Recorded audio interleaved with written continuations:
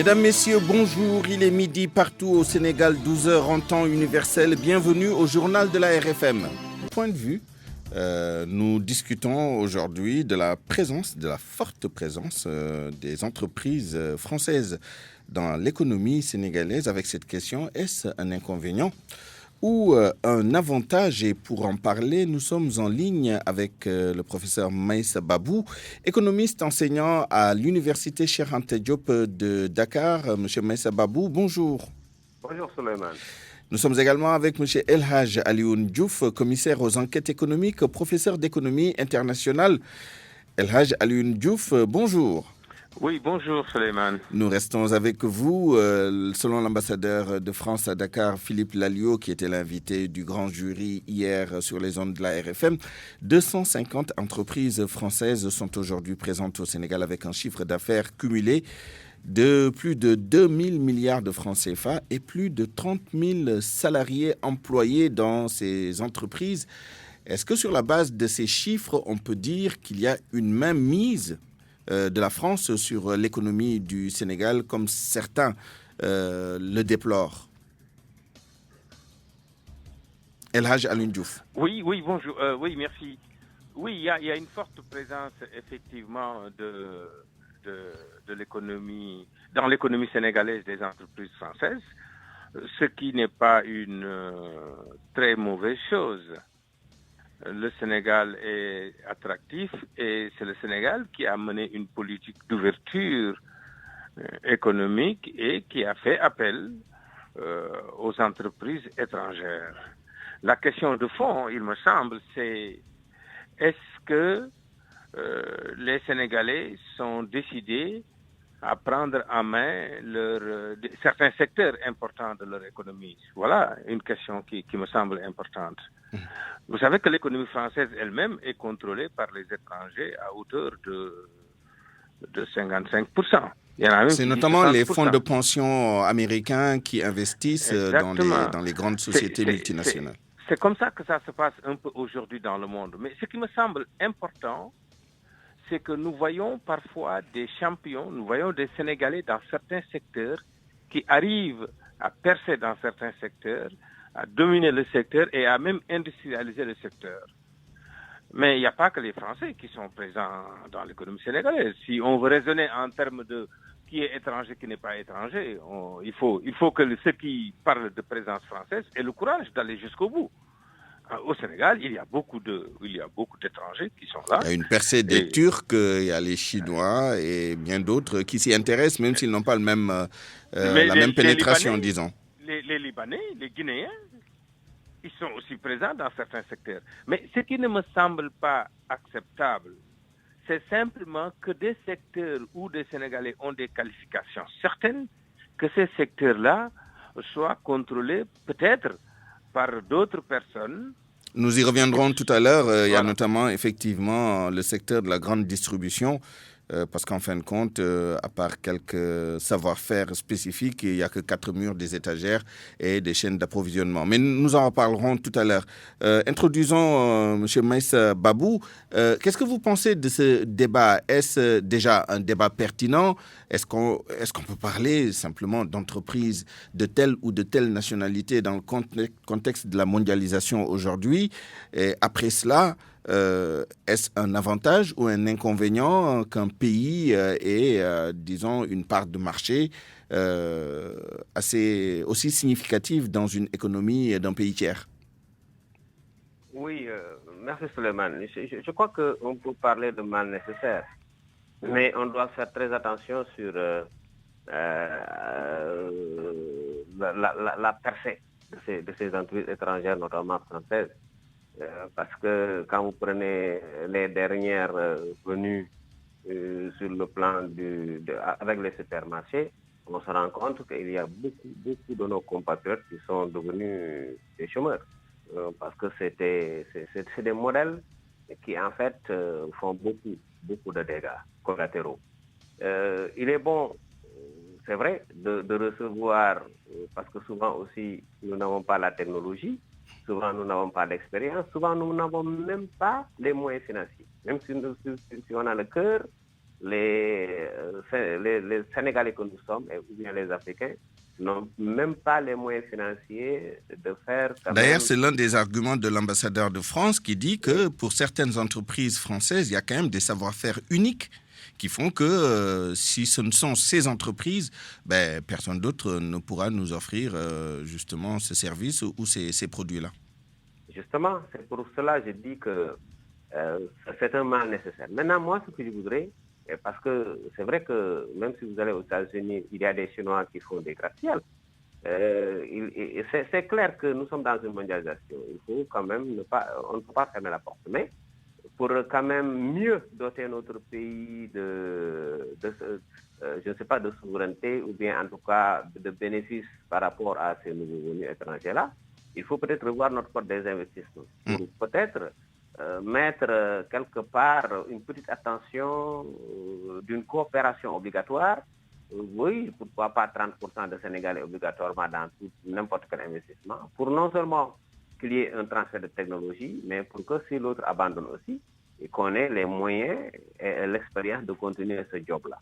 Par conséquent, oui, c'est un mal nécessaire. Il y a du bon, il y a du mauvais, mais nous sommes peut-être un pays encore faible, sous-développé dans tous les domaines. Nous reviendrons justement sur cette question et plus précisément sur la question du code des investissements et des conditions dans lesquelles ces entreprises viennent prendre des parts de marché dans nos pays. Mais avant cela, je voudrais revenir avec El Hadj Alioune Diouf sur la question justement des compétences nationales dans certains secteurs. Vous l'évoquiez tout à l'heure. Est-ce que vous pouvez nous donner des exemples où nous avons des entreprises étrangères au-delà de la France où nos compatriotes auraient dû saisir les opportunités qui flottaient avant que ces entreprises-là ne viennent s'en saisir? Oui, je donne beaucoup d'exemples. On a beaucoup d'exemples dans le domaine de la construction. Regardez bien l'édifice qui a été construit à Massalikul Jinan, conduite par une Sénégalaise diplômée d'une école sénégalaise. Nous avons une école supérieure polytechnique à Dakar, au sein de l'université qui forme des ingénieurs en génie civil. Nous avons l'école polytechnique supérieure de Thiès, mise en place par les Canadiens, avec une référence internationale indéniable, qui a formé des cadres qui travaillent dans le monde entier. Nous avons la société HLM, nous avons la société SICAP, nous avons des entreprises privées comme la compagnie sahélienne d'entreprises, etc., qui montrent que nous avons dans ce secteur des compétences réelles.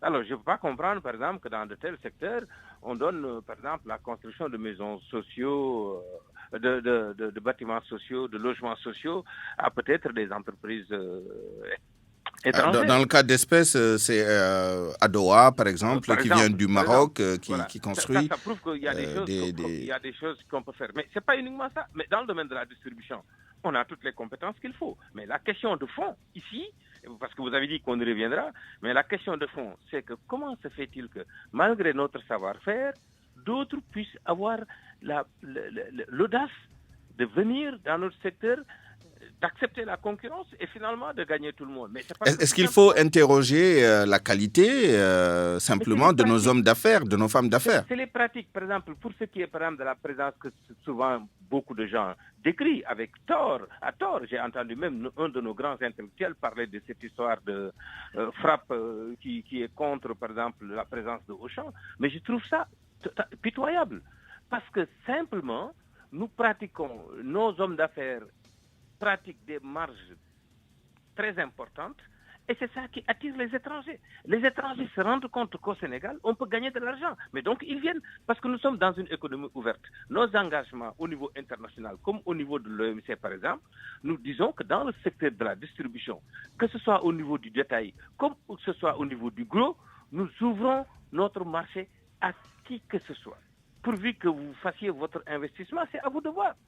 Donc, je pense qu'il faut qu'on soit quand même conséquent avec nous-mêmes. Tout à fait. Il y a des commerçants, il y a des Sénégalais, hommes d'affaires, qui sont capables de faire la concurrence. Mais pourquoi ils ne le font pas, d'après vous? Pourquoi? Oui, mais c'est ça le problème. C'est-à-dire que les gens, ils veulent faire le commerce aujourd'hui et s'enrichir le lendemain et devenir milliardaires le surlendemain. Il faut quand même que les gens acceptent de comprendre qu'il y a un retour sur investissement qui ne peut pas être dans l'ordre de 50% ou 100%. Il faut que les gens prennent le temps d'investir, avoir un esprit quand même de moyen terme ou long terme au moins. Mais le court-termiste, c'est pas ça qui va faire construire un pays.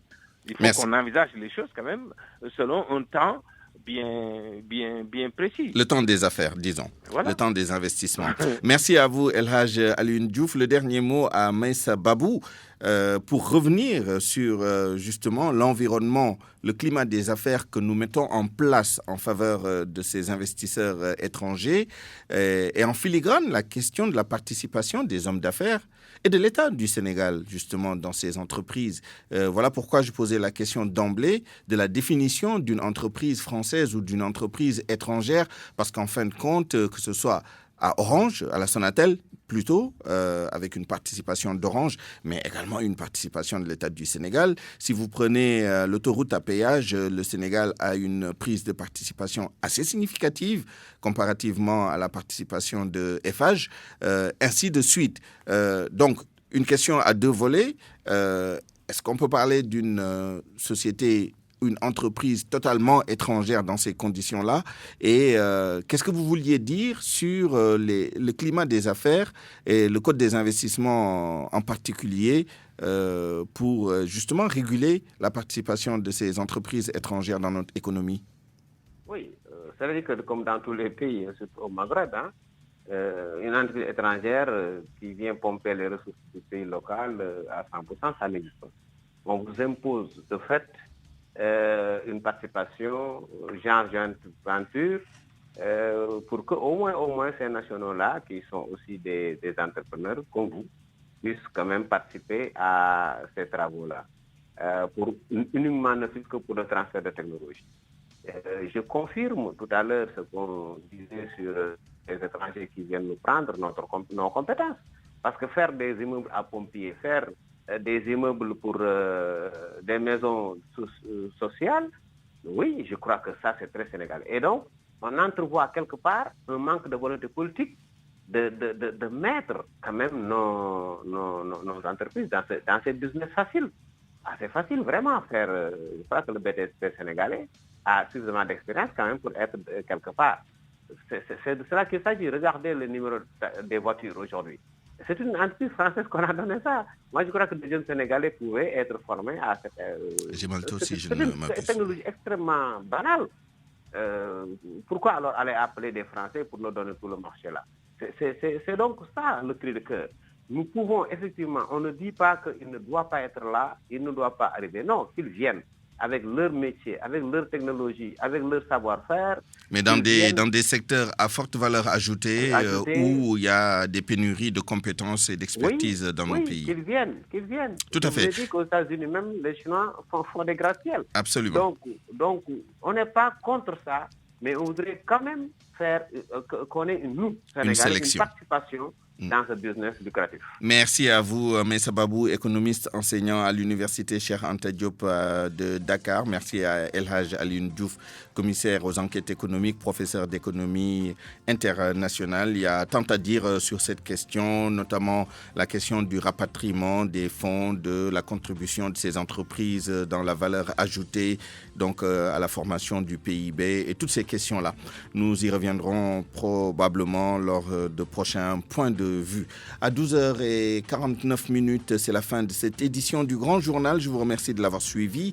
Merci à toute l'équipe qui m'a aidé à la préparer et à vous la présenter. Prochain rendez-vous avec l'actualité, le journal en Wolof, qui vous sera présenté par El Hadj Hassan Gueye à 13h. D'ici là, la suite de nos programmes avec tout de suite Allo Présidence en compagnie de Koutia et de ses acolytes.